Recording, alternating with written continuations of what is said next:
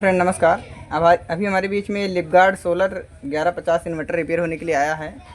ये battery backup mode एकदम सही चल रहा है, बैकअप मोड पे आउटपुट दे रहा है। जैसे इसे चार्जिंग मोड पे दिया जाता है इसमें बीप की आवाज़ आती है। एमसीबी ट्रिप फ्यूज ट्रिप का यहाँ पे प्रोटेक्शन लिख के आता है। तो इसमें फ्यूज तो कंपनी ने दिया नहीं है। यहाँ पे ये ओवरलोड स्विच जो प्रेस टू रिस्टार्ट वाली स्विच होती है ओवरलोड के लिए, ये स्विच दिया है कंपनी ने। यहाँ पे ये 10 एम्पीयर की स्विच लगी है। यहाँ पे ये एमसीबी की टाइप में काम करती है। जैसे ही शॉर्ट सर्किट होगा तुरंत ये ओपन हो जाएगा।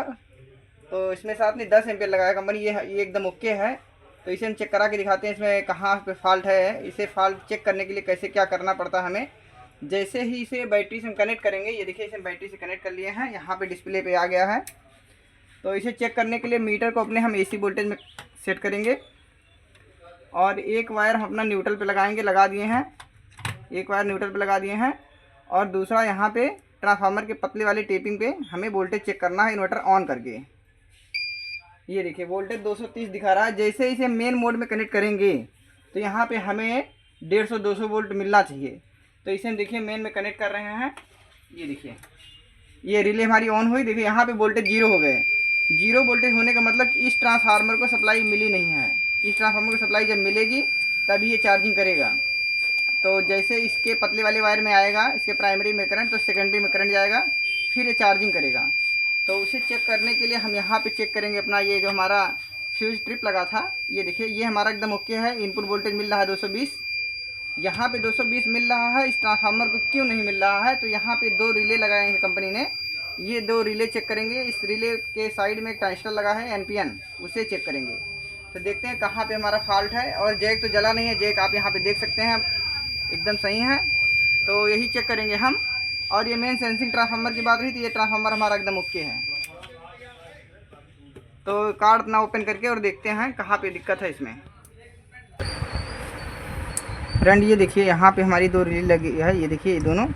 और इसमें सप्लाई कहाँ से आती है? जो हमारी ये मेन सेंसिंग ट्रांसफार्मर है, ये मेन सेंसिंग ट्रांसफार्मर हमारी यहाँ से, यानी कि एक ब्लैक वायर पे कनेक्ट है और एक हमारी ये ब्लू वाले पे कनेक्ट होगी। तो ये जो ट्रांसफार्मर सप्लाई मिलता है ट्रांसफार्मर को, ये रेड वाले वायर से मिलता है। यहाँ पे हम दिखाएं आपको, ये रेड वाले वायर से इसे इस ट्रांसफार्मर को सप्लाई मिलती है। तो ये रेड वाला वायर हमारा यहाँ पे 2 नंबर पे लगा हुआ है। 2 नंबर पे ये हमारी पहली वाली रिले के कॉमन पे लगा हुआ है। ये कॉमन वाली रिले क्या होगी, जैसे ये मेन मोड में आएगा तो ये रिले हमारी ऑन हो जाएगी। ये रिले ऑन होने से हमारी दूसरी वाली रिले के, यानी कि दूसरी रिले के कॉमन पे सप्लाई आ जाएगी। तो ये कॉमन से एनसी पे भी कनेक्ट है और यनो पे भी हमारा ये ट्रांसफार्मर कनेक्ट है। तो यनो पे हमारा क्या नाम है, लो वोल्ट टेपिंग होगी और इसमें हाई वोल्ट टेपिंग हो जाए। हाई वोल्टेज आएगा तो इससे कनेक्ट होगा, लो वोल्टेज टेपिंग आएगी तो यहाँ पे भी कनेक्ट हो जाएगा। तो यहाँ पे सप्लाई आ ही नहीं रही है। यहाँ से सप्लाई कुल मिला के इस रिले पे नहीं आ रही है। तो यहाँ पे ये हम जो चेक किए हैं तो यहाँ पे कंटिन्यूटी आ ही नहीं रहा था। तो इसके लिए हम देखें यहाँ पे, तो हमारा ये जैक जो है ये जल गया है। यहाँ पे ये देखिए 2 नंबर, ये 2 नंबर वायर जो है सप्लाई यहाँ पे नहीं दे पा रहा है, यानी पहली रिले के कॉमन पे।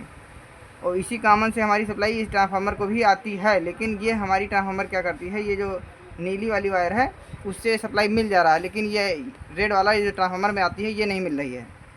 तो इसे हम डायरेक्ट बाईपास कर देंगे, पीछे से सोल्डिंग कर लेंगे, फिर चेक करेंगे आती है हमारी वोल्टेज की नहीं आती है। ये रेड वाला वायर हम यहाँ से पीछे से बाईपास करके सोल्डिंग कर दिए हैं। यानी कि जो पहले हमारा यहाँ पे कनेक्ट था 2 नंबर पे, इसको हम ला के यहाँ पे लगा दिए हैं। ये देखिए अब इसे चेक करते हैं और यहाँ पे वोल्टेज चेक करेंगे मेन मोड में आता है नहीं आता है। जैसे ही मेन मोड में आएगा वोल्टेज, ये चार्जिंग भी करने लगेगा इन्वर्टर हमारा। तो इसे चेक करेंगे। चलो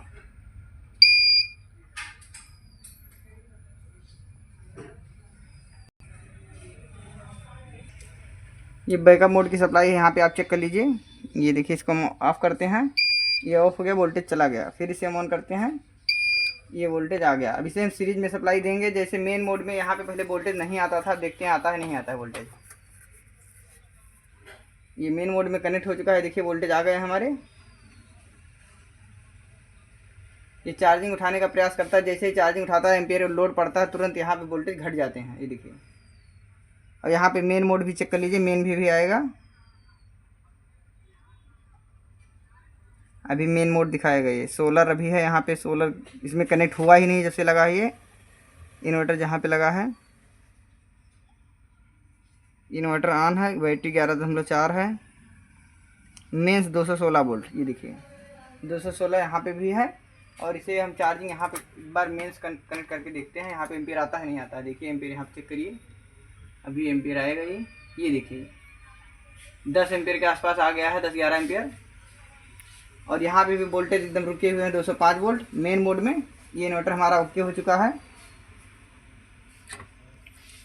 यहाँ पे पहले सप्लाई नहीं आती थी ट्रांसफार्मर पे, इसकी वजह से ये फ्यूज ट्रिप दिखाता था। ये सेट ओके हो चुका है।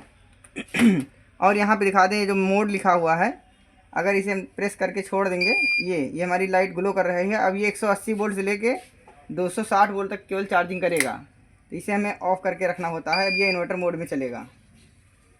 तो और भी कोई जानकारी चाहिए इस इन्वर्टर के बारे में तो आप कमेंट करिए, हम बताएंगे। इन्वर्टर हमारा ओके हो चुका है। वीडियो देखने के लिए धन्यवाद।